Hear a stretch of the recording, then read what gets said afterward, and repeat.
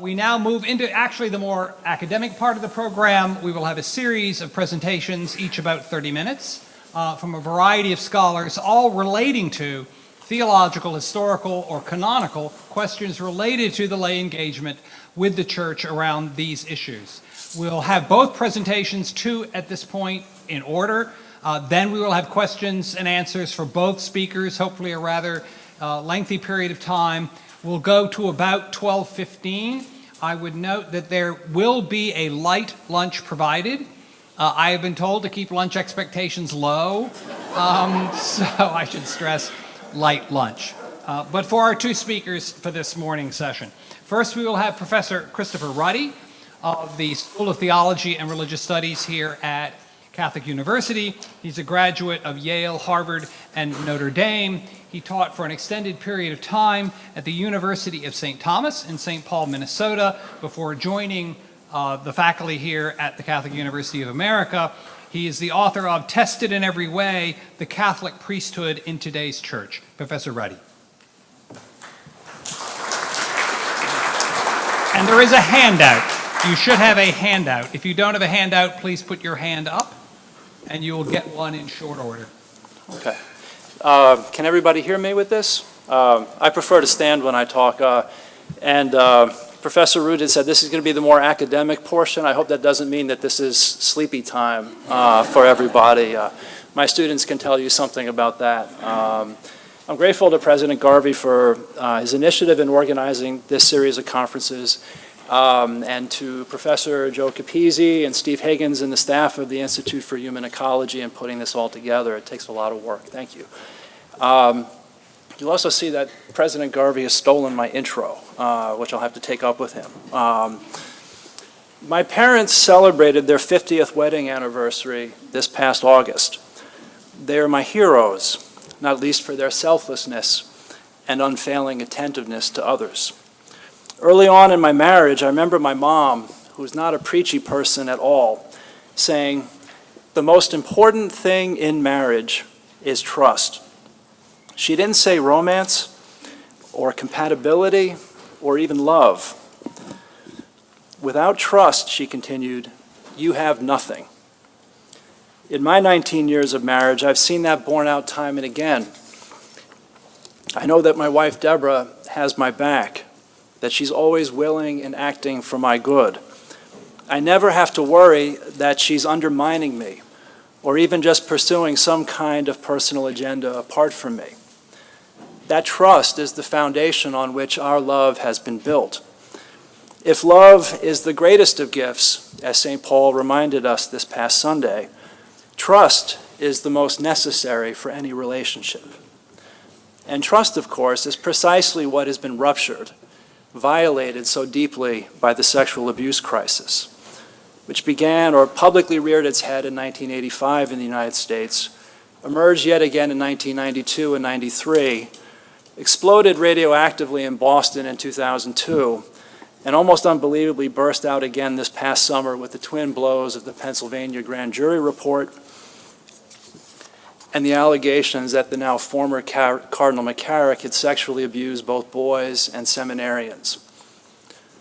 Today's conference is devoted, as we know, to the theme, Healing the Breach of Trust, Laity, Leadership, and the Crisis. My assigned topic is the engagement of the laity in Vatican II.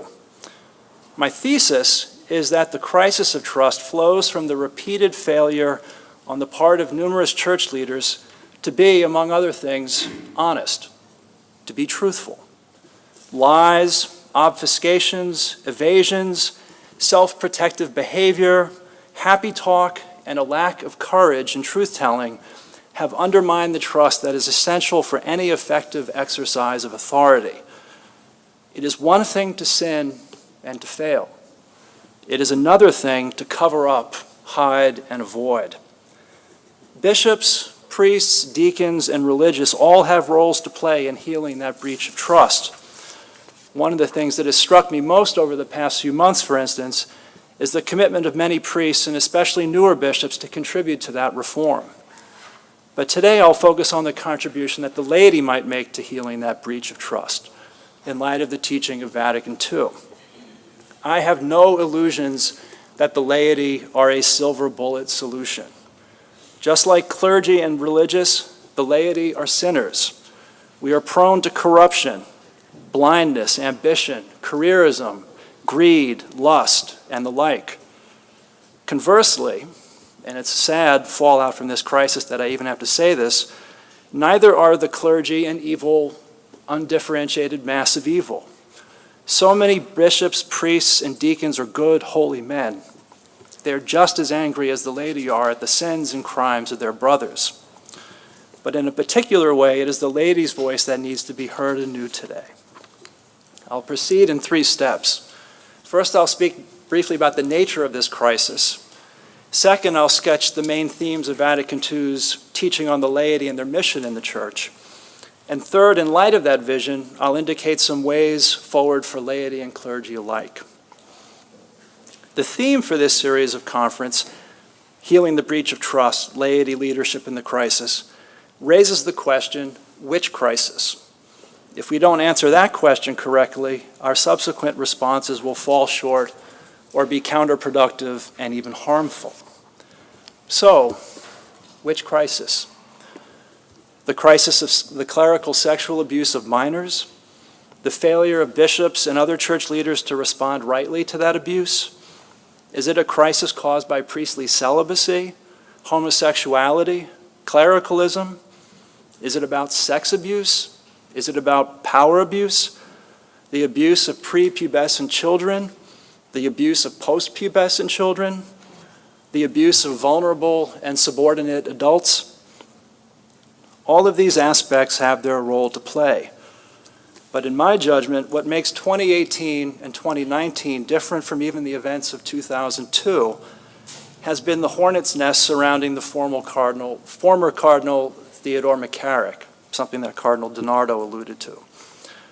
As we all know, sadly enough, what he has done and what he has failed to do. All indications are that he will soon be dismissed from the clerical state. Furthermore, we now know that his former dioceses of Metuchen and Newark settled several cases alleging his sexual abuse and harassment of seminarians. Subsequent journalistic investigation by Catholic News Agency and some other outlets, and the explosive series of letters by Archbishop Carlo Maria Vigano have raised grave, as yet unanswered questions concerning who knew about his sexual and likely financial corruption, who protected him and helped him rise in the Church's hierarchy, and the nature of the discipline that Pope Benedict imposed on him. McCarrick's case is a perfect storm in which virtually all dimensions of the crisis collide with each other. His case is thus a kind of apotheosis, a condensed symbol of the systemic rot involved in the sexual abuse crisis. The particulars of his case, though, reveal a much wider deformation in the Church as a whole.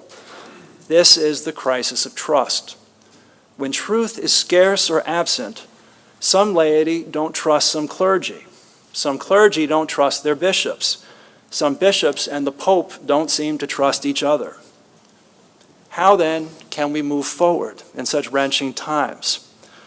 The late French Dominican and Cardinal Yves Congar shows one possible path.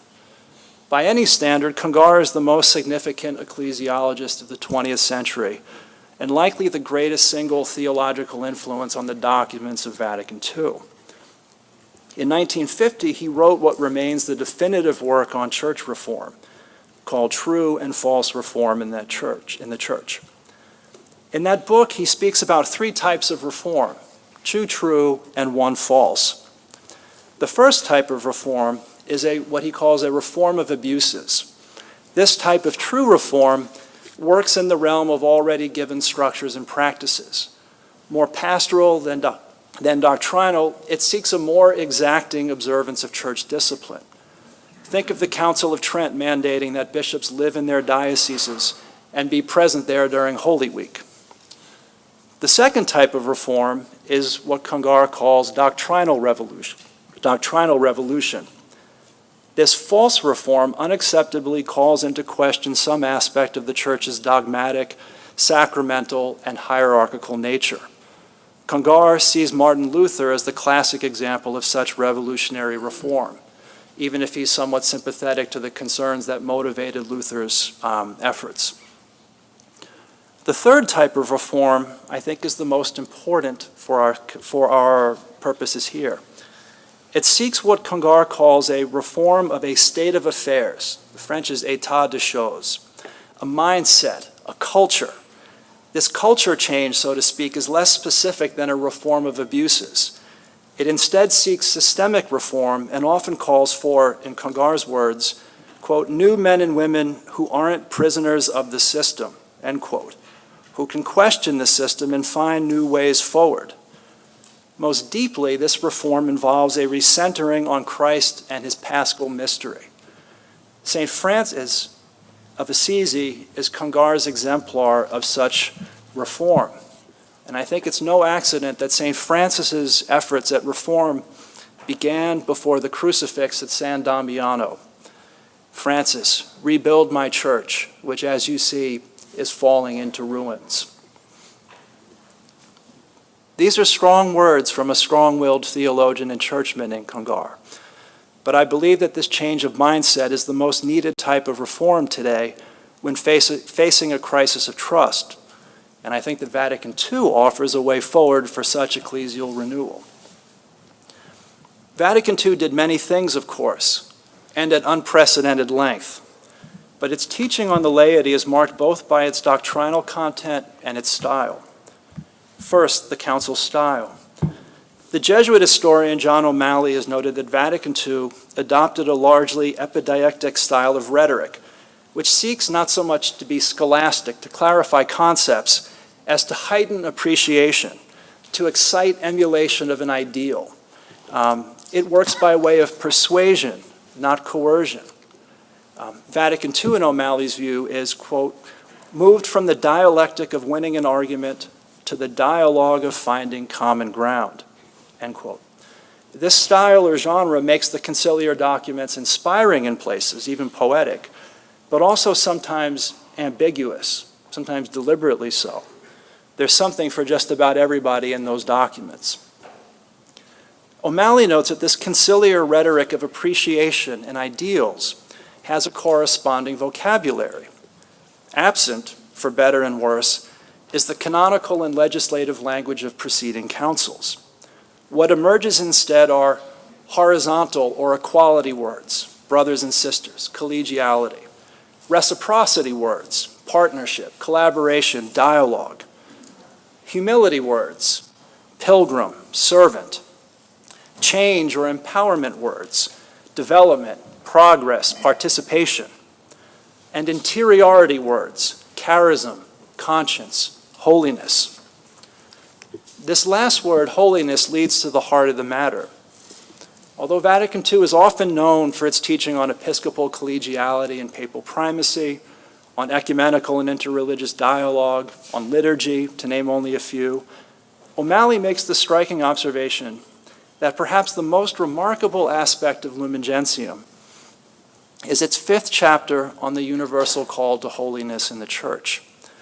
That chapter of the Council's most important document on the Church said, quote, explicitly, forcefully, and for the first time ever in a council, that holiness is what the Church is all about, what human life is all about, end quote.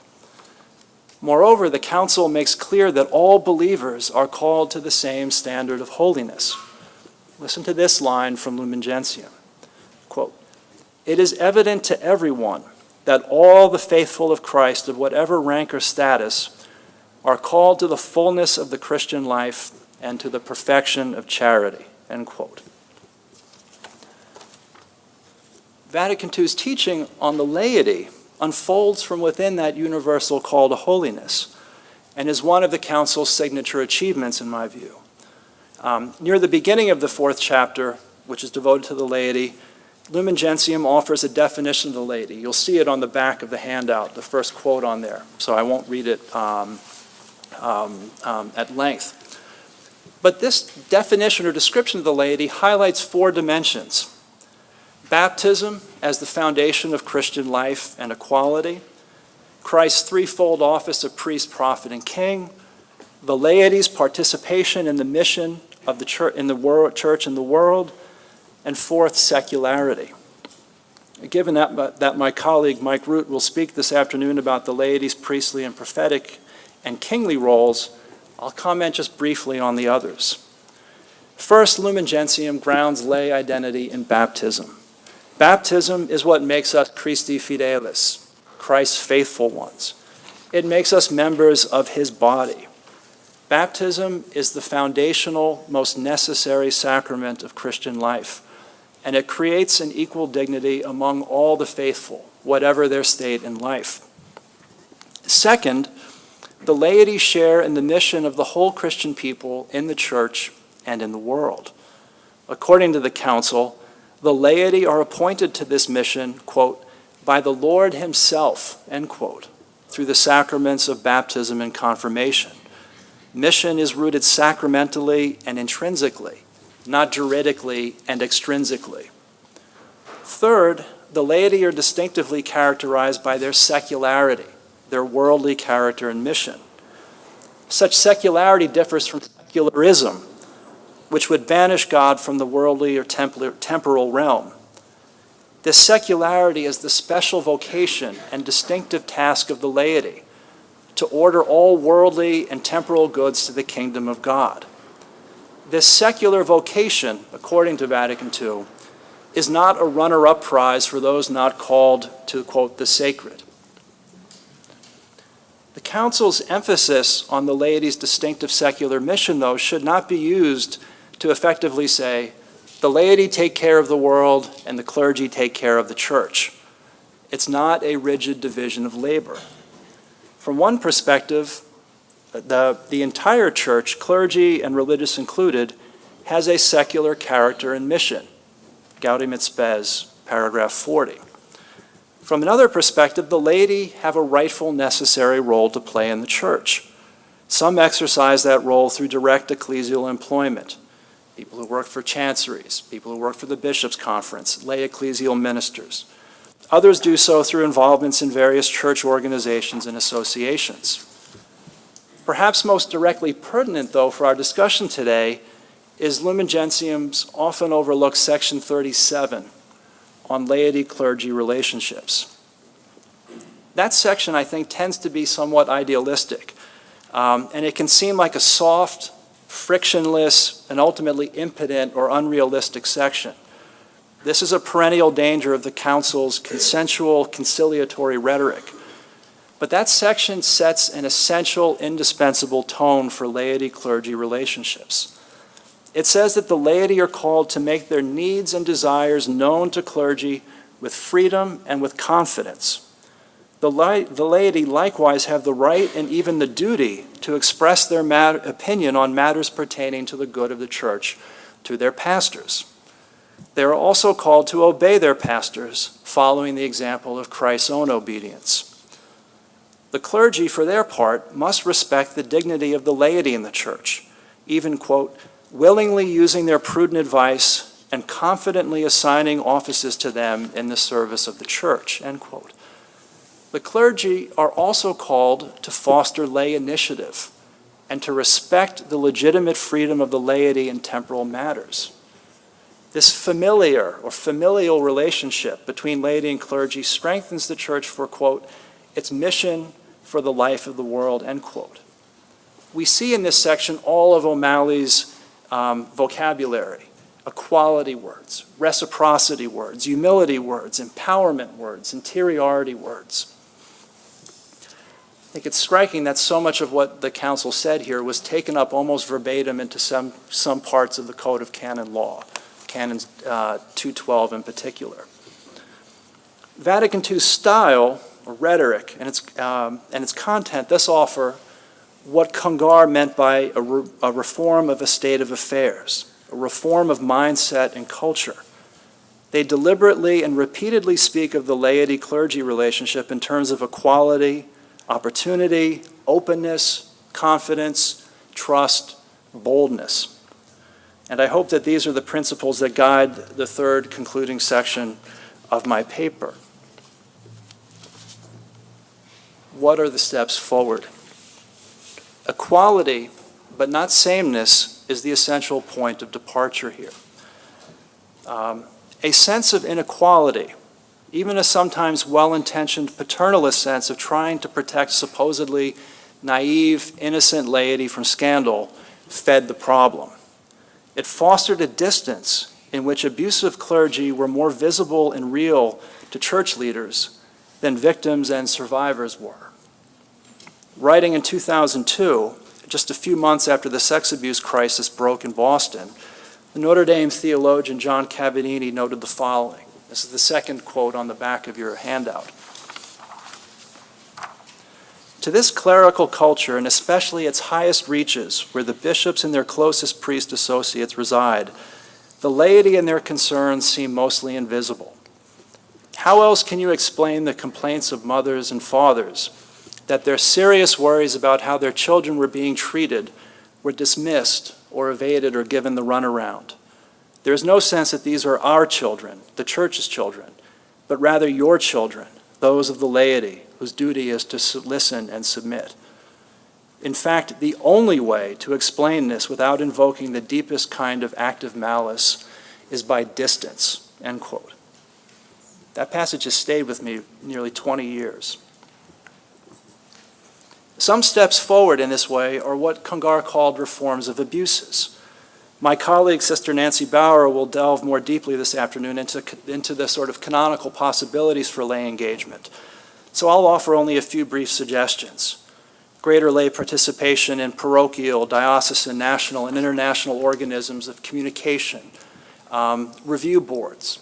I think that lay involvement on priest personnel boards and episcopal nominations would be a good step towards accountability and transparency.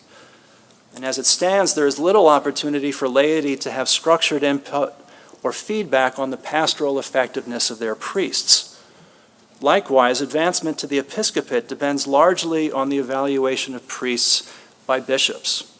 The evaluations of priests, deacons, and especially laity often count for little. Accountability tends to flow upwards only, not downwards. I'd add here the promise of what a number of American bishops, such as Edward Scharfenberger of Albany and Sean McKnight of Jefferson City, Missouri, have said about the prospect of lay involvement in boards reviewing allegations of abuse against bishops.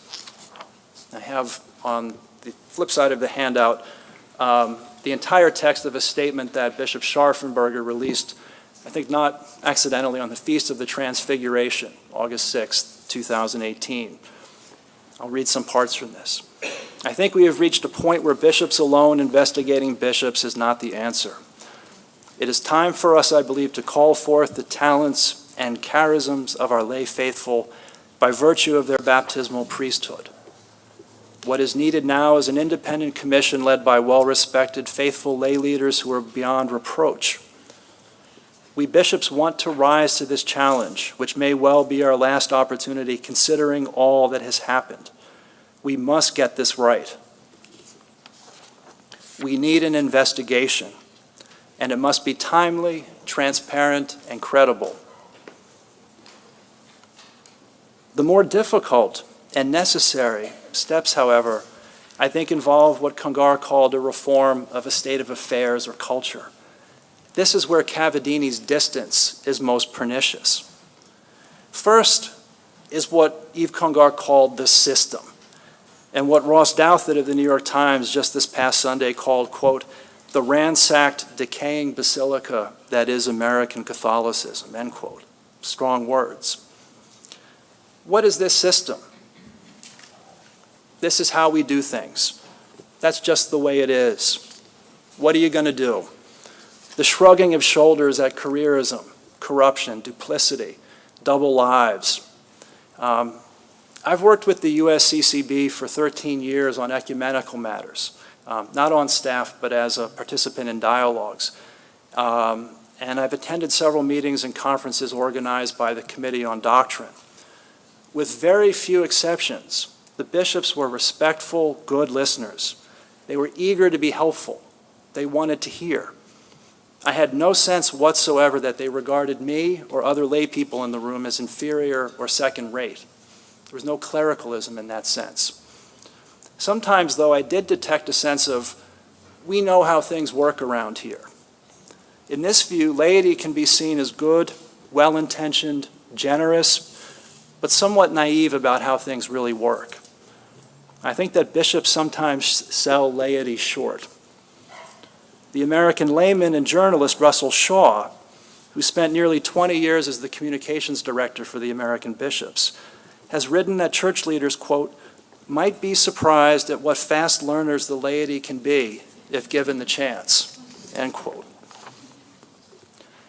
There's also, with this greater involvement of the laity, the need not just for insiders, but outsiders who don't work for the church in one way or another. Outsiders who can say, why do you do things this way? Not out of a sense of criticism, but out of curiosity, who aren't habituated to familiar patterns. A second theme of culture reform, seminary formation. Although some might argue that clerical distance would be reduced or eliminated by the priestly ordination of married men, I think that the issue is much more complex. There are numerous closed and self-protective cultures populated overwhelmingly by non-celibates. Think of physicians and police, for instance. The greater challenge, I think, pertains to the formation of clergy, and it is here that the laity have an essential, irreplaceable role to play. Please allow me an anecdote here. College and graduate school can be self-absorbed times. I remember a doctoral classmate of mine, a religious sister who had spent years in primary and secondary education, saying that doctoral work felt so selfish. Like many college and graduate students, I spent my student years largely isolated from family life, especially from children. Some classmates were married and had children, but they seemed to live in a parallel universe to mine. As a husband and a father, I now cringe at my obliviousness then. I've taught at Catholic U for 10 years, and over that decade I've taught ecclesiology to hundreds of seminarians. Although I see seminarians primarily in the classroom and have no role in their spiritual pastoral formation, I've been pleased by the quality of the men. Less than a handful out of those hundreds have struck me as manifestly unfit for priestly ministry, not due to criminal activity, but just to personality or relational skills. By and large, they strike me as good, generous men who want to serve Christ and his church at a very difficult time in which the priesthood has little social prestige. I don't see much evidence of the, quote, little monsters that some fear them to be. Some of the seminarians who have most impressed me in this regard, who have been the least clericalist in the sense of having some kind of superiority complex to the laity, are some of the seminarians from Redemptoris Mater, the Archdiocesan Seminary conducted by the Neo-Catechumenal Way. I'm not a member of that community, but having seen these seminarians before and after their ordination, I'm always struck by the way they combine a clear sense of priestly identity with a remarkable closeness to the laity. From the outside, I think that their closeness comes from the fact that they spend their entire formation embedded in small communities of families. They receive constant support, feedback, and even criticism from these families. They are grounded. They are pastoral and responsive. They are unmistakably priests, and they are close to their people. Closeness and clerical identity aren't contradictory, but reinforce each other. Such accompaniment leading to friendship, I think, is the very best antidote to the clericalist distance that John Cavadini decries. Conversely, it is also the case that too many lay people perpetuate or at least acquiesce in clericalism themselves. Passivity can be quite comfortable and is certainly less demanding, but the universal call to holiness is demanding like nothing else. Third and finally, truth-telling as a part of this reform of culture, mindset, state of affairs. Believers have a right to know the truth on a natural level and the supernatural level. And the nature of the church as communion positively demands open, forthright, and truthful communication. Communion requires communication. I owe that insight to Russell Shaw. Secrecy is one obvious ongoing communications problem, But Russell Shaw has singled out what he calls spin and happy talk as especially pernicious. What is happy talk? Shaw calls it, quote, the dismissal of signs of crisis and decline in the church as matters of little importance, painful at the time perhaps, but somehow beneficial in the long run. Such distortions and denials of reality confer legitimacy upon abusive and destructive practices, end quote. Happy talk is not harmless. It's not simply blowing hot air. It is corrosive of truthfulness and of openness. It is wrong to speak to laity or any members of the church as if they are well-intentioned but ultimately dim children who need to be humored or managed or kept in the dark. The Pennsylvania grand jury report, deeply flawed though it may be, as Peter Steinfels has recently argued, turned my stomach with grief and disbelief at the depravity of sexual abuse. But it is Cardinal Wuerl's obfuscation that has made me angrier than anything over this past year, because it has shown how deeply ingrained such obfuscation is in the church's clerical and hierarchical culture, even after all of the events of the past 8 months. If the cardinal did not lie about his knowledge of McCarrick's history of predation and corruption and exposed his own seminarians to that predation, he at the very least has not told the whole truth. He did not intend to enlighten, but with lawyerly precision and impersonality, to obfuscate and possibly to mislead. His January 15th letter to his priests didn't really apologize to his priests for what he called his lapse of memory, and he has left his own priests hanging in public. Moreover, he has failed to address his people, the laity, directly at all for several months. This is a father who, despite his talents and long years of service, has too often given stones, not bread. The church needs an investigation into the whole McCarrick scandal of sex, money, and power that, in the words of Bishop Scharfenberger, is, quote, timely, transparent, and credible, end quote. The Pope alone can authorize such an investigation. Stonewalling, temporizing, demonizing, and dismissing are not acceptable responses. Catholics, especially in this instance, the most devoted laity, clergy, and religious alike, are hurting because of a lack of truth and transparency, even at the highest levels of the church. Such haughty evasiveness cripples the church's credibility and its mission. It makes trust difficult, even impossible for some. And in a particular way, it manifests distance, condescension, and even contempt for the laity, as well as the so-called lower clergy, priests and deacons. It is a scandal of its own. This is a far way away from Vatican II's vision of the universal call to holiness and the complementary equality of laity and clergy. As I said at the beginning of this talk, the Catholic laity are not silver bullets in this present crisis of trust. We have our own creaturely and sinful limits.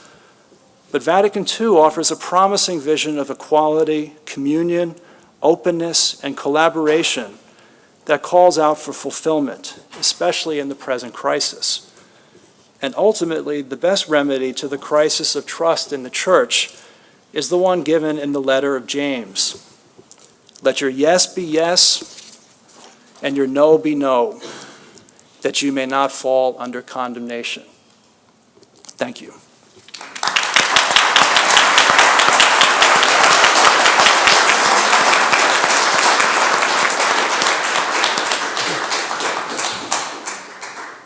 Our second presentation this morning, moving from theology to history, is from Dr. Bronwen McShea. She is a graduate of Harvard, the Harvard Divinity School, and did her doctoral work at Yale. She has taught at the University of Nebraska at Omaha. She's the author of Apostles of Empire, the Jesuits in New France, and of a striking piece in First Things last fall entitled Bishops Unbound on the clergy crisis, which I would certainly urge you to Google and read. Dr. McShea is this year a visiting fellow at the James Madison Institute at Princeton University. Dr. McShea. Thank you very much. Everyone can hear me okay? First, I'd just also like to express my thanks to President Garvey and everyone at the Institute for Human Ecology who organized this event, and I appreciate the invitation to speak today. I came of age as a Catholic toward the end of John Paul II's pontificate, decades after Vatican II was promulgated. So, all my life, I've been told enthusiastically by Catholic leaders that the laity is more valued by the clerical hierarchy and more active in the church than ever before. In 2006, for example, Avery Cardinal Dulles, S.J., a fellow Harvard alum, just FYI, summed things up this way. Quote, "Throughout the Middle Ages and early modern times, lay people ordinarily played a rather passive role in the church. Then things really changed in the 20th century. The popes newly began to involve the laity in the ministry of the church, and the work of Vatican II, especially, bore fruit in the greater collaboration seen among priests, religious, and lay faithful in the proclamation of the Word of God, in catechesis, and in a great variety of services increasingly entrusted to the laity." That's mostly Dulles, I was quoting there, with a few adjustments there. Now, as a Catholic lay woman, especially, who developed interests in church history, I've been taught to be especially grateful to have been born into this age of the laity, and not into one of those grim, long centuries before the 20th.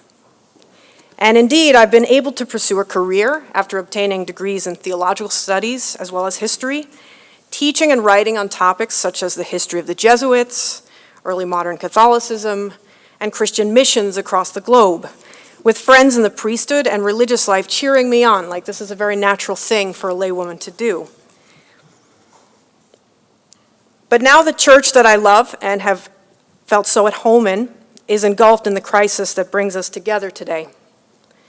And I confess, in view of both the crisis and all the history I've absorbed these many years, many affirming statements about the laity by churchmen of the past half century have begun to seem a bit plastic and hollow to me. Because when it comes, for example, to achieving real justice for victims and perpetrators of clerical sexual abuse and its cover-up by some of the church's leading shepherds, how helpless and frustrated so many faithful laymen and women seem to be. How at the mercy, too, I would say, of opaque decision-making, of closed-door dealings by upper management and central planners, so to speak, in chanceries, national bishops' councils, and the Vatican. In this age of the laity, laypersons are surely busy with many, many things for the church, many of them traditionally done by clergymen and religious. We are seen, for example, at church lecterns, distributing communion, instructing catechumens, giving spiritual direction, staffing ecclesiastical tribunals, leading theology faculties. In some ways, simply from the vantage point of historical divisions of labor in the church, the laity has become more clericalized than ever before. Yet at the same time, roles traditionally acknowledged, sometimes begrudgingly, by church authorities to be proper to the laity, such as sharing in the organization, the day-to-day governance, and disciplining of the church, understood as a polity or visible community of the baptized, are now considered very strictly to belong to the clerical hierarchy alone. Dulles himself insisted in this vein that although the laity participate actively in the church in new ways, governing the people of God belongs by divine right to the Pope and the bishops, assisted by other members of the clergy. Now, such words by a Vatican II-era churchman might actually have made some medieval and early modern churchmen blush a bit, given the degree to which they actually shared real power over the church's common life with Catholic lay rulers and social elites. To put it bluntly, in this age of the laity have no sword, no juridical structural powers within and for the church to actively assist and, where necessary, pressure the clerical hierarchy in holding its wayward and corrupt members to account for wounds they inflict on the whole body of Christ. The laity, at least some members of it, used to have such a sword in historical contexts such as medieval Christendom and Catholic states like old regime France, settings in which the church's common life was expressed in concretely political and social terms, in very different ways than are possible today, of course. The clerical hierarchy in those days, acknowledging that at least some laypersons were leaders in the church alongside them, expected the laity to wield that sword to help protect and discipline the church in the secular or social and material dimensions of her existence. Let me sketch out some examples from medieval and early modern times. First, let's consider the region of Normandy in late medieval France. There, more than a third of all churches were officially under lay patronage, which meant that local lay elites held the right to appoint the church's priests and control parish buildings, lands, and revenues. Still other churches, while formally under the patronage of bishops, were in practice governed by still other lay elites. The rest were controlled directly by a mix of bishops, abbots, and other monastics. Interestingly, the lay patrons tended to absorb upward far less of the church's revenues than did their often more cash-strapped clerical counterparts. Also, there appears to have been little difference in terms of the moral caliber of clergymen advanced by the laity versus those advanced by other churchmen. Lay patrons tended to discipline clergy accused, for example, of sexual offenses, more or less to the same degree that bishops did. Sometimes lay patrons were more zealous in this regard than churchmen.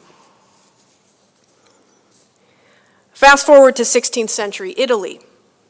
Archival sources detail the case of a priest who repeatedly sexually abused a teenage boy in the city of Loreto in 1569 and 1570. The governor of Loreto, a layman, pushed Cardinal della Rovere, then Loreto's temporal and spiritual shepherd, to investigate. The cardinal responded quickly to the governor's concerns. The priest was investigated, imprisoned, tried, and found guilty in an ecclesiastical court.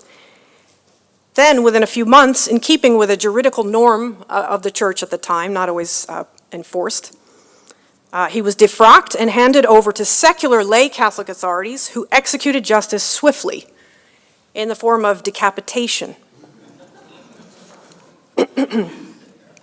I'm not advocating that, just FYI. Historians get into their subject a bit. Fast forward again to 17th and 18th century France. In that still very Catholic society, despite the directions very small elite minorities in Paris and other cities were going by then in France, criminal cases were regularly, if not frequently, brought against clergymen by lay accusers in secular courts, not only through the ecclesiastical court system. And there it was considered unremarkable, indeed consistent with good order and the spiritual well-being of the whole Catholic community, that if a priest violated a member of the laity, lay accusers, lawyers, and judges had some customary rights to pursue justice. Thus, in 1727, for example, a parish pastor in Provence was convicted and hanged by secular authorities for his crime, note this, of spiritual incest with a young woman in his parish whom he had seduced. In 1731, the highest level secular court in Aix-en-Provence tried a prominent Jesuit for the same crime.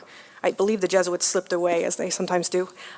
He was tried for the same crime, spiritual incest, with a laywoman with whom he had a confessor-penitent relationship. Now, in that deeply Catholic society, secular authorities didn't speak of, quote, consensual sexual relationships between adults, unquote, when one party was a priest and the other, however old, was under his spiritually paternal care. In 1757, likewise, the curé of Loudre in Lorraine was sentenced by secular lay authorities to be burned at the stake for sexual misconduct with a young man. And in 1783, a Capuchin monk who had sexually assaulted and stabbed, not to death, a young 14-year-old boy was tried and executed by secular authorities in Paris by being broken on a wheel and burned alive in public. Although he could have asserted clerical immunity to be tried first in an ecclesiastical court, no churchman emboldened him to do so, apparently because they didn't wish to seem to be going out of their way to protect clerics guilty of pederasty. Of course, there are many, many examples, too, of clerical sexual misconduct, including some involving very young victims being covered up by medieval and early modern churchmen, sometimes to avoid public scandal, sometimes because the guilty clergyman had powerful friends or family members. Still, it just wasn't so very rare, despite clerical immunities on the books in Catholic political societies, for clergymen to be investigated, prosecuted, and sometimes punished by lay Catholic authorities. Now, of course, the laity, for the most part, lost its sword within and for the church during the era when Catholic political regimes were toppled by liberal and nationalist revolutionaries, some of whom were openly anti-Catholic and anti-clerical in motivation. So suddenly, if one was a concerned Catholic layman working, say, for the French governmental bureaucracy, one had new scruples about subjecting clergymen to the police powers and juridical arm of an aggressively secularizing, expanding nation-state. And in nations like the young USA, which started life as a culturally Protestant and assertively liberal nation, Catholic laypersons never had much of an ecclesial sword to begin with. When they attempted to wield one, in the sense of asserting rights of governance over local churches, as in the trusteeism controversies, they were brought to heel by church authorities who were responding at that time to the geopolitical and cultural situation of modernity by concentrating more and more power within and over the common life of the church into the hands of the Pope and the bishops to try to protect the church to some degree from the changing political states that are developing, that are secularizing. Now, this is an historical argument I've advanced in an article published in First Things in January. I can only rehash it cursorily here. Several developments that played out from the mid-19th century up until the 1980s, even the mid-19th century seems very recent to me as an early modernist. So several developments that played out over this period up until our own lifetime, when viewed together, help us grasp various evolved structural barriers in the modern church that discourage serious lay involvement in the pursuit of justice for abuse and cover-up victims and perpetrators. These include the increasing centralization and regularization of diocesan institutions so that they were formally answerable only to the clerical hierarchy, and especially the papacy, and no longer so beholden as in the past to a mix of local lay, clerical, and religious patrons and governing bodies. The period also saw more absolutized assertions of immediate jurisdiction, in more sort of legalized terms, over the whole body of the faithful by the Pope at Vatican I, and through the decree Christus Dominus by the College of Bishops at Vatican II. The College of Bishops kind of consolidated in a new way in their self-articulation into a more centralized layer of worldwide ecclesial governance, and I would also say a much more bureaucratized layer of governance. This comes out of Vatican II, it seems to me, with national bishops' conferences suddenly springing up everywhere. There was also the dramatic supersession of the centuries-old discipline of ecclesiastical jurisprudence by the streamlined, modernized Code of Canon Law of 1917, and then again the major revision of the code in 1983. Developments that, among other things, walled off the church's internal legal system in which the clergy have more rights than laypersons, even more than before, from political and lay scrutiny, the latter of which was increasingly characterized as interference with inner church affairs from outside the church. Specific changes in canon law also ensured that for the first time in history, nearly all bishops would be selected by the Vatican, not by diverse traditional authorities, laypersons sometimes included, as had been the norm in Christendom and the Tridentine era. The 1983 code, furthermore, ended an ancient practice of installing parish pastors permanently newly subjecting the office of pastor to term limits that could be imposed by national bishops' conferences. And also subjecting the office, I would say, to new pressures on priests themselves to always stay on the right side of chanceries, lest they be demoted to another parish. But not only has it become the norm in the USA and other countries for priests to get moved from parish to parish multiple times in their careers, but the Vatican also regularly now authorizes reassignments of bishops from diocese to diocese, encouraging already strong tendencies toward careerism and lack of accountability to local rooted populations in the episcopate. And if I could, an aside here, I appreciated President Garvey's metaphor of marriage as a helpful metaphor. And I agree with that, the idea that bishops are married to the church. But the metaphor with the current structure, there's a bit of a challenge because bishops they leave their diocese every once in a while, whereas the sort of lay faithful of the diocese get sort of a new spouse every so often. So there's a bit of an imbalance in the structure that actually I think makes the marriage metaphor difficult for the bishops to apply. They're less burdened with it than the laity are, I believe. Now, amid such changes that I've just sort of cataloged, some top-down unilateral changes were made to how cases of clerical sexual misconduct were handled. Now, I'm not an expert on this, so if anyone knows, if there are ways to correct me on this, please do so afterwards. But from what I understand, several papal instructions, for example, in 1866, 1922, and 1962, newly favored absolute secrecy among church officials in such cases, departing from traditional norms of involving secular officials where clerical sexual crimes were at issue. Now, the current crisis, I would say, is revealing more than before a considerable chasm between, on the one hand, the juridical structural reality regarding who gets to discipline straying, corrupt members of the church's body, and on the other hand, modern ecclesiological emphases and pastoral rhetoric regarding the church as the whole overwhelmingly lay people of God. The Vatican II Fathers themselves had asserted dramatically in Apostolicam Actuositatem that modern conditions demand that the laity's apostolate be broadened and intensified, and that the laity is called to perfect the temporal order with the spirit of the gospel, and that in fulfilling this mission of the church, the laity exercise their apostolate both in the church and in the world, in both the spiritual and the temporal orders. Pope John Paul II, later in Christi Fideles Laici, proclaimed that upon the grace and dignity coming from their sacramental incorporation into the church through baptism, the lay faithful participate in the threefold mission of Christ as priest, prophet, and king. Yet at the same time, after going on at length about the laity's sharing in Christ's priesthood and prophetic aspect, and what they can do for the church as the church in these respects, the Holy Father hesitated a bit, in my very humble opinion, when it came to the lay faithful's share in Christ's kingly mission and called to spread the kingdom in history. More than the weight of Catholicism's history and tradition would seem to warrant, he spiritualized and spoke only metaphorically about the laity's kingly mission as an interiorized combat against its own sinfulness, as a posture of service toward neighbors. Saying nothing, as far as I could see, about the perhaps more immediately relevant matter of governance of the whole global people of God.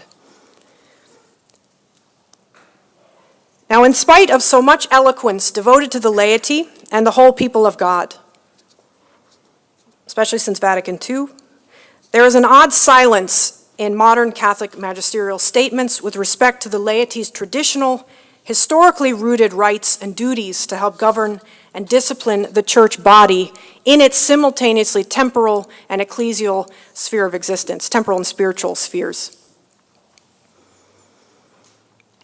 In post-revolutionary secularized modernity, even we Catholics, very mindful of history and tradition, have become conceptually impoverished, I would say, when it comes to identifying spaces in which the church and secular society meet and become intertwined and indeed one and the same. We don't sufficiently discern or tend to that all-important space in which the heart of the church's pastoral, moral, and cultural life, beyond the spheres of liturgy and formal worship and teaching of doctrine, etc. This space where the heart of the church's life plays out every day all over the world, and in which relationships among clergy, religious, and the great majority that is the laity develop and become fraught with all too human dilemmas and temptations. Is that space in the church or in the world? Pope Francis and other Catholic leaders today like to speak in missionary terms of sort of the margins of the church. But that doesn't quite seem apt to me for that space wherein the clergy, religious, and laity live an already common life together, both in the world and in the heart of the church. We might call this space the church's seculum, the church's own secular temporal sphere of existence and operation. Identifying it, we can see more clearly how problematic it is that the laity has no serious rights under church law and no organized means to share in its active ordering and regulation, especially where things so basic as safety and justice for children and young seminarians within it are at stake. Some contemporary church leaders, when they talk about a need for greater ecclesial subsidiarity and more lay co-responsibility, may be getting at the same problem I am trying to define from a historical vantage point. In 2009, for example, Pope Benedict XVI lamented that there is still a tendency, long after Vatican II, to identify the church unilaterally with the hierarchy. He went on to say, "It is necessary to improve pastoral structures in such a way that the co-responsibility of all the members of the people of God is promoted. Lay people must no longer be viewed as mere collaborators of the clergy, but truly recognized as co-responsible for the church's being and action." Pope Benedict called indeed for the, quote, consolidation of a more mature and committed laity. Sort of an organizational consolidation is what I believe he was getting at. The bishops have a college of bishops. The laity are not consolidated quite in anywhere near the same way. Now, I don't want to put words in the mouth of our Pope Emeritus, but it seems to me he was suggesting that the time is ripe for the laity, preferably with the encouragement and guidance of a confident clerical hierarchy, not a defensive one, to dig up, dust off, and start exercising their own sword again, within and for the church. But of course, partly because of inertia in the evolved culture of church governance, it's not uncommon for churchmen advocating lay co-responsibility or subsidiarity to get in their own way. When, for example, they close doors or don't respond satisfyingly to serious questions in times of crisis and mass loss of faith in their credibility. Now, as an historian by trade, I hesitate to prescribe fixes for the future with respect, say, to new procedures, canon law revisions, or structural changes churchmen and laypersons might pursue together to help our wounded and scandal-plagued church. But I will at least wrap up by offering two constructive suggestions to all gathered here. First, I think we can all look a lot more and more receptively, with less of a sense that we in the post-Vatican II era sort of have most of the answers. We can look more receptively to the church's rich, complex history, including that of her many unsung, faithful, if not always spectacularly saintly lay members and lesser-known clergy and religious. Some of that history, exciting for members of my profession, is still being recovered and written about. There's still much to learn. In some ways, the age of the laity idea of Vatican II era is making us, I think there's so much to discover about the ways the laity were active in the past. They just didn't make it into sort of the histories of the church in quite the same way. We might even find unexpected treasure in neglected discussions by medieval, Renaissance, and Tridentine authors about things like Christian kingship or the role of temporal lay leaders in protecting, disciplining, and growing the church. Now, I'm not saying this like an integralist, saying we should take this literally and go in impracticable political terms, of course. But I think we could plumb some older ideas of Christian kingship or leadership for the laity, we can plumb them for ecclesiological insights related to lay clerical co-responsibility. The Council of Trent, for example, assumed as a given that lay leaders had a central role to play in advancing, restoring, and preserving unimpaired, authentic ecclesiastical discipline among the Christian people. That they, as Catholics, were willed by God to be protectors of the Holy Faith and the Church. Even medieval popes, as jealous of clerical authority as the reformer Gregory VII, famous for slapping down an emperor during the investiture controversy, upheld in the midst of all that a robust concept of lay Christian temporal lordship, never questioning that good Christian laymen can, quote, reign with Christ.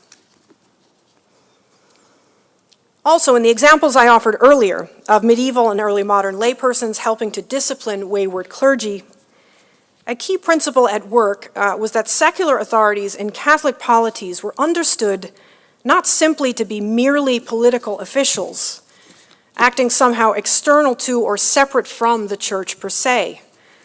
They were understood to be leading baptized laymen, sometimes laywomen, whose offices implied a duty to protect the church's members in their temporal common life as the living body of Christ. When trying and punishing some clergymen, lay leaders then weren't, according to understandings of the day, acting outside of or in opposition to the church. They were acting within and for the church. They were acting ecclesially and fully in a lay capacity. How modest things like independently operating lay-run review boards, allowed powers of discovery and financial oversight by chanceries or bishops' conferences seem in comparison to this. Yet how difficult it is to get authorization from upper management for them in this very modern post-Vatican II church. Second, I think we would do well to face up to the stark possibility that despite much fine talk about it since Vatican II, we may not actually be living in a great age of the laity after all. Rather, we may be living in an age of a disoriented, disenfranchised, and in some respects merely more clericalized laity, caught helplessly at times between the behemoth modern secular state and global superculture and the hyper-bureaucratized, centralized, and clericalized juridical structures of our church at the national and global levels. Tragically, for so many, this has led to an attenuation or an abandonment of the Catholic faith. And those laypersons in the meantime who wish to remain faithful and engaged may not so much be emancipated as led too much along and constrained by a bureaucratically bloated, often unresponsive and self-referential, sometimes worldly, more than truly apostolic-minded clerical hierarchy. To be sure, church leaders over many decades have made overtures to some members of the laity, but often dishearteningly when it's simply convenient or helps to gel chummy relations with cosmopolitan elites who reject much of what the church stands for. It almost appears at times that our clerical hierarchy defaults more than ever these days to pay, pray, and obey laity when we start asking serious questions. For example, about who knew what and when, about sexual crimes against children, or about sexual harassment and exploitation of young clergymen, or about whose money or job promotion was used to pay off whom and for what. To truly help the church, we should face up to such difficult truths and not pretend that there are any easy fixes in sight. But facing up to difficult truths is an act of hope, not despair. In that spirit, let me close with some words from Blessed John Henry Newman that express what I feel concerned faithful laypersons, as well as clergymen who support more genuine clerical lay co-responsibility, need to hear during this period of ongoing crisis. Your strength lies in your God and in your conscience, Newman said to the Catholic laity of England of his time. I want you to rouse yourselves to understand where you are, to know yourselves. I would aim primarily at organization, edification, cultivation of mind, growth of reason. because it is a moral force which will vindicate your profession and will secure your triumph. I want a laity, Newman went on, who know their religion, who enter into it, who know just where they stand, who know just what they hold and what they do not, who know their creed so well that they can give an account of it, who know so much of history that they can defend it. In all times, he said, the laity have been the measure of the Catholic spirit. They saved the Irish Church 3 centuries ago, and they betrayed the Church in England, unquote. Now, I truly believe that Cardinal Newman and many other good men and women of the Church, clerical and lay, are watching from the other side, praying for today's laity and clergy. Because we too, the laity today, have an opportunity, especially if the Pope and bishops allow us to step up and exercise for the Church more of our many gifts, including our capacity for tough love toward faltering spiritual fathers who are needed to help save the Church again in the USA and across the world in the 21st century.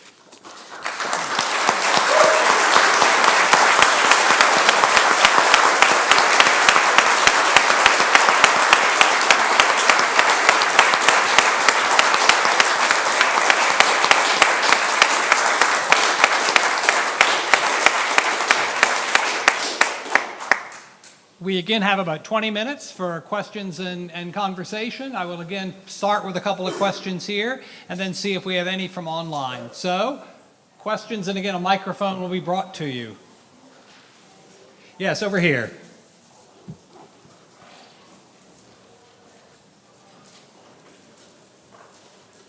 Yes, there. Thank you so much for your thoughts. It appears to me, after the sessions this morning, that those laity who are sad, a bit angry, and want to stay and help face a fork in the road. We can either accept the premise that the church hierarchical organizational structure, as President Garvey said, it's a monarchy, and the basic authority of the clergy over laity and the lack of authority of laity over clergy are non-negotiable. That's one fork, which leads us to advisory committees and trying to help very informally. Or we can reject that, and what I think I just heard you say is try to reclaim authority by the laity over clergy in some fashions. Did I understand the premise? Please indicate also who you're asking the question to. I presume that was to Dr. McShea. Very good. Yes, I was not suggesting that the laity need to reclaim authority over the clergy, but shared authority, shared power in a sense. I actually don't think that word is always terrible from a historical point of view. I would actually not necessarily agree with the way you framed it. The idea of a monarchy, a church as a monarchy, we might actually look back to actual Catholic monarchies where the laity actually had a lot more power, at least some of them. They got to select bishops, they patronized pastors. We sort of, when we use the word monarchy in the modern context, I think we kind of associate something in opposition to anything related to kind of shared power, shared duties. But if you actually go back into the tradition historically, the church as an absolute monarchy in the past sort of did delegate a lot of its day-to-day business to a range of people, not just bishops, but also abbots, monastic leaders, the lay princes of Christendom. So I actually don't think the opposition is quite as stark as the question suggests. And this is why I advocate, let's go back and look at history more. We may get unexpected insights from past contexts that help us not have to. I don't question the hierarchical structure of the church whatsoever. I do think it's become kind of weighted too much in the clerical episcopal direction, sort of by historical happenstance, as sort of political society and social life became more and more secularized, sort of leaving the faithful kind of stranded in the middle, in a sense. So maybe it's an idea of rethinking. When we say the church, we do still think too much of sort of the bishops and the leading officials, and that's quite in contrast with the people of God idea, which is not just a modern idea. It goes back very far in the tradition, just with different phrases, the Christian people, the body of the church, etc. So have a question over here in the back. Oh, okay. My question is, you were talking about the context of the situation today, and I was thinking, looking at the situation from a different angle. One is that we have a culture where critical thinking among people is lacking. And then the other thing is that maybe we should look at the strength of the secular people and not look at it within the church, or inside the church. Because I did a research yesterday and actually wrote an article. The problem of the sexual abuses of the priests. I don't think many people know a lot of the recidivism, meaning the tendency to reoffend. There's a pedophilia, which means attraction to younger people. So it's easy for the society to condemn that, oh, these priests are evil. But who's really defending the priests or the Catholic clergy?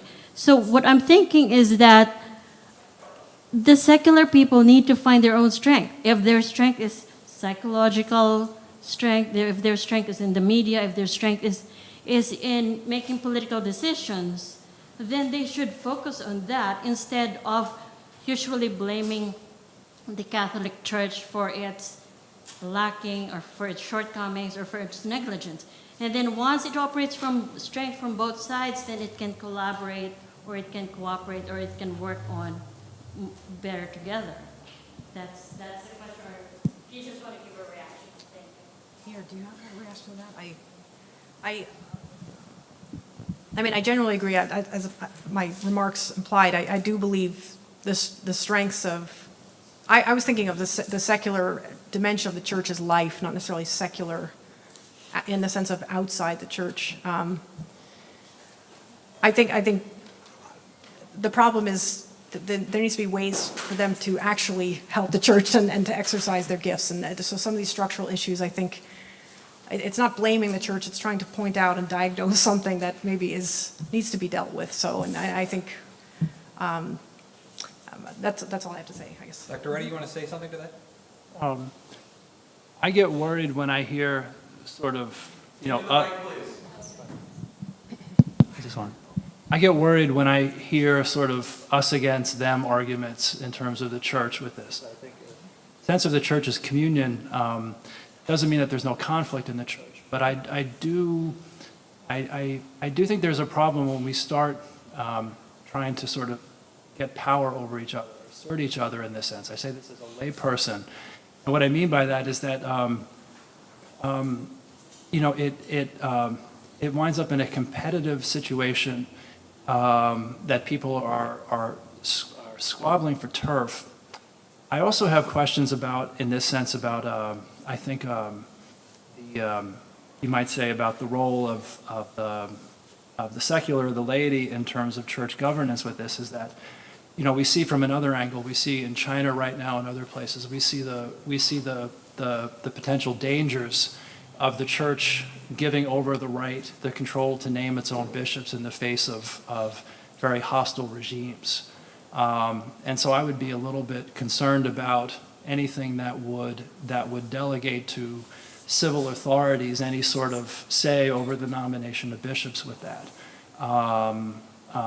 And I think that the key then is, in some ways, I think, might be found in something like the rule of St. Benedict, in the way that it speaks about the abbot. The abbot has almost unlimited authority in his community, or the abbess. But he is very strongly enjoined and even required to consult with all the members of the community, especially the youngest, whenever a matter of grave importance is facing the community. And I think in that sense, we can see a way in which a model that the church is monarchical in its divine constitution. This is the way Christ has set up the church. But if we view monarchy as a sort of Louis XIV, I am the state, then we've got a problem. If we view it as in a more Benedictine or abbatial terms, I think, then we can see a way in which true leadership in fatherhood or motherhood can coexist with the involvement and the fostering of everybody in the community. So I would go in that direction. Matthew, do you have an online question for The question for Professor Ruddy. Later in Lumen Gentium, you quoted it earlier and you have it on your worksheet, it recommends that the laity remedy the customs and conditions of the world if they are an inducement to sin. How does the laity remedy the sinful customs and conditions inside the church that led to the crisis?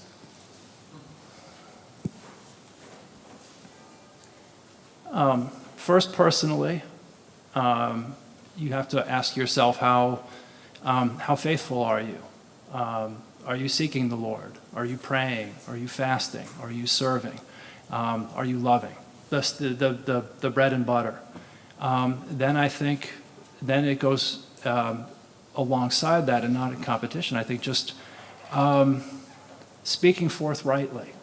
I think Catholic culture has a very difficult time with public disagreement. I think that arises out of a good instinct to stay together, not to fracture, not to splinter. Unity is an enormous gift that I think Catholics can sometimes take for granted, especially when looking at other Christian communities and the struggles that they face with disunity. But the flip side of that is that we often don't know how to disagree in public in ways that are constructive or that are not seen as being disloyal or divisive or so on. And I think in that sense, what laity can do, especially laity in some senses, to be very blunt, whose jobs may not necessarily depend on the goodwill of church leaders, have the opportunity and I think also the duty to speak out more forthrightly about that. I thought something that Bronwen mentioned is very significant. I think the removal of the imposition of term limits on pastors has a very significant effect on the ability of priests to offer honest and unvarnished counsel to their bishops. Certainly they can still do it, but they will have to suffer sometimes various consequences. Part of that you might say is, well, be a big boy about that and take the hit. But it shouldn't have to be a sort of supererogatory thing. There should be built into the structures of the church, there should be some way in which the clergy of a diocese have some more substantial way of supporting and, where necessary, challenging their bishops and leaders. I would say that. And now here. So I think that your comments have been absolutely wonderful, both of you, and I agree largely with them. In a very practical sense, as a parish priest, one of the questions that comes up in my mind is, which laity? Because I grew up in a diocese that was in shambles, in a parish that had a lot of lay involvement by people who seemed to impose themselves upon us and were trying to force a cultural agenda that the parish wasn't interested in. I know this is a loaded term, I don't want to use it as such, but a sort of spirit of Vatican II agenda that was, and it's a miracle that I'm a priest as a result of this, because we didn't go to church very much as a result. And I've served in parishes where I've had laity who it's like, yes, these people are great to work with, it's wonderful, I want to put everything in their hands and do nothing but write homilies. And, because the bishop moves us, I've served in parishes where I have been under the assault of the laity simply for doing what the missal says, without any embellishment. So which laity are we to choose, and how are we to choose those people to lead us in the way that the Council truly envisioned as enshrined in John Paul II and Benedict? Well, I don't have a simple answer to that. I do think one way we should not choose them is to have most of the sort of a lot of the laity have gotten. I'm not an expert in the modern situation. I am a historian. The chanceries themselves sometimes choose the laity who have influence at various levels, right? I mean, so it's the laity that sometimes emerge in some context are not necessarily being chosen by a mix of people within the church. So I don't think. I mean, there are many cases of sort of faithful lay people, their initiatives being, a big NO coming from chanceries or coming from a higher level in the church. So I feel like if we had a more lay involvement, you'd have a larger mix of it. You'd still have various issues. I wouldn't say otherwise. But I'm also not comfortable leaving the status quo as it is exactly, because, I mean, we have clearly before us, we can't necessarily trust the hierarchy per se either. So, I mean, you can sort of give lots of examples of lay people going amiss, running amok, as you might put it. But we have plenty of people with actual control in the church also running amok or not doing their job properly. So I feel like if more of us were involved in some way, some of these problems would sort themselves out, maybe more at a local level instead of having to make it a kind of, the whole church needs to be involved in every single instance of it. So I don't know. I don't know if you have something to add to that more. It's easy for me to say because I'm not a pastor or in a position of responsibility with that, but I know that in canon law, the pastor is responsible for everybody in his territory, Catholics and non-Catholic.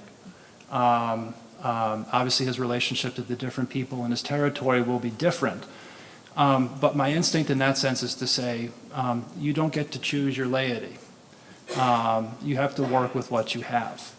You know, I'm a father. I love my sons. Sometimes they can drive me up the wall. I can drive them up the wall. I don't get to choose my children. I have to, and they don't get to choose me. And we're in this together. And I think that in this sense, there's a tension that can hopefully be productive, although it can be divisive, which is that you have to go out to the one that is lost. Obviously, you have to attend to everybody, including the people who are most frustrating. At the same time, there's also a way in which Jesus is at certain points willing to let people go. Not willingly, but he won't back down about the bread of life discourse. He could have held things together by softening things, but he doubled down. And he did so because of something of crucial importance was at stake. And how a pastor negotiates that or works that sort of tension between attending to everyone, including especially the lost sheep, but then also being able to draw a line or say this is what we need, and then in a particular way having backup from his bishop is important with that. Priests really, I've seen this more and more, just how much even priests who aren't necessarily close to their bishops, they really feel it when they don't feel that the bishop has their back. It's a real profound wound and a pain for them. And so in that sense, I think you've got to go for all the lay people. You also need the pastoral wisdom over time to know when you say, we can't go further than this. And that's the art of pastoral leadership, I think. There's a question here.